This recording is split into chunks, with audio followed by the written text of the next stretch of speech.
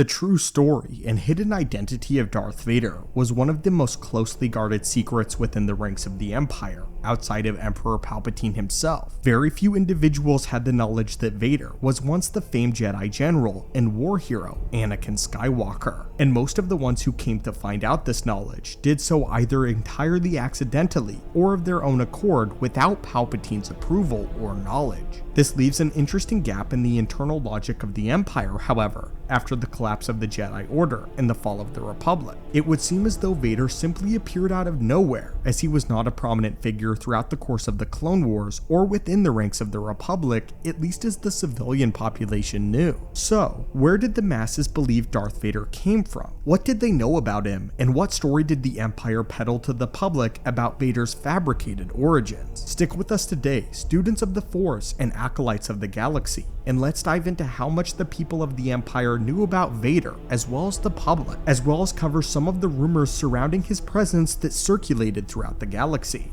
In the 1996 novel Wedge's Gamble, part of the alleged backstory of Darth Vader is given, lending some hints as to what the public believed about Vader's origins. It's important to note, however, that there were multiple stories and various rumors that were likely widely believed, and many of which we'll be covering in today's video. The scene in question from the Wedge's Gamble novel takes place amidst the exhibit dedicated to the history of the Jedi Knights, who were painted as the villains of the galaxy's history to Palpatine's hand, and as the true villains of the Clone Wars. The exhibit details the betrayal of the Jedi Order and their attempt to usurp the soon-to-be Emperor in favor of taking the power for themselves. Here, it's stated that one Jedi stood against the rest of the Order in allegiance and alliance with the one true Emperor, as the Jedi around him turned their backs on the Republic and sought to take the power for themselves. One lone Jedi was the brave soldier that stood against his former friends and battlefield comrades, siding with Palpatine in the face of treachery.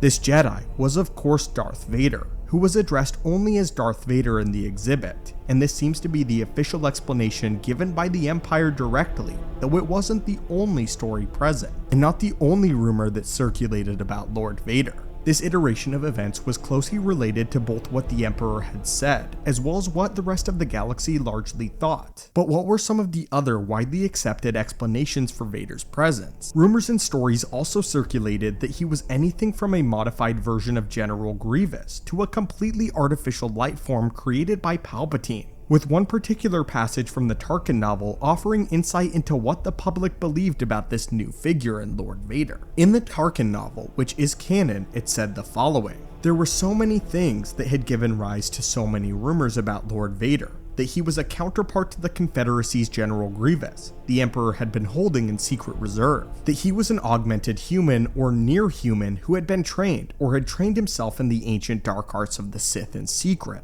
that he was nothing more than a monster fashioned in some clandestine laboratory." Many believed that the Emperor's willingness to grant so much authority to such a being heralded the shape of things to come, for it was beyond dispute that Vader was the Empire's first terror weapon. End quote. The idea that he was a second iteration of General Grievous in particular was not unfounded, as the rampage that Grievous embarked upon during the Clone Wars bore a striking resemblance to that of Vader from the latter days of the Empire. They each even utilized the same method of striking terror into the hearts of their enemies, which was an ancient Sith practice known as Dun Mok. For a full breakdown of what exactly Dun Mok entailed, be sure to check out our video on that as well. Vader and Grievous respectively each showcased a similar approach to certain situations, braving combat scenarios by marching through their opposition and butchering their opponents mercilessly. They were each famed Jedi executioners who were thought to be unstoppable in combat. Needless to say, many were able to draw comparisons between the two of them, which led to stories being woven about Vader's origins being incredibly similar to that of the last Jedi butcher who had marched across the Clone Wars and the galaxy in search of knights to slaughter.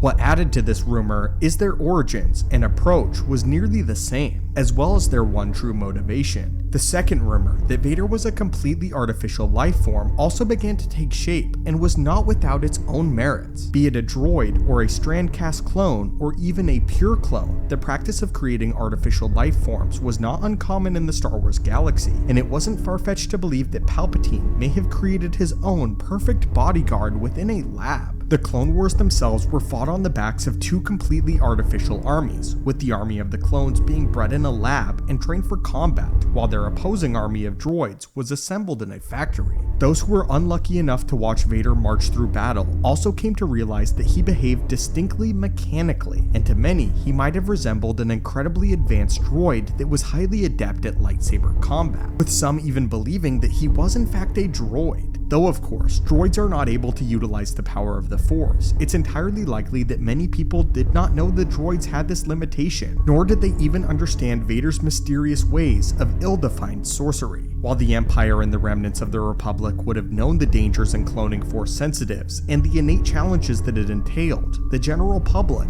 likely would have not. All the public knew was that an army of clone soldiers was bred for combat, and cloning was not a new phenomenon in the Star Wars galaxy. While the official story was that Vader was a former Jedi, and many were able to come to this conclusion of their own accord, this true story got lost in the massive rumors about Lord Vader, allegations and storylines that emerged from all over the galaxy, from every corner seemingly. Even the ones who were able to properly deduce that Vader had once been a Jedi were unable to narrow it down much further than that, unable to spot which Jedi Vader was, given the presence of tens of thousands of Jedi Knights when the Republic fell. Even though some came to figure out that he was a former Jedi Knight, nobody ever seemed to know for sure which former Jedi he truly was. As the messy story evolved, multiple iterations of Vader's origin emerged, though the official story remained largely the same, that he was one of the only Jedi who remained loyal to Palpatine during the coup under the Order. His affinity with the Force, prowess with a lightsaber, and general demeanor all seemed to hint at the fact that he was a veteran warrior who had adequate practice with both of these tools, and anyone who spent any time around Vader was quickly able to put together that he was in fact a former Jedi. But anyway, students of the Force, what do you think of these rumors that were spread around about Darth Vader during the Age of the Empire? And which story do you think seemed the most likely from the perspective of someone who lived under the Age of the Empire?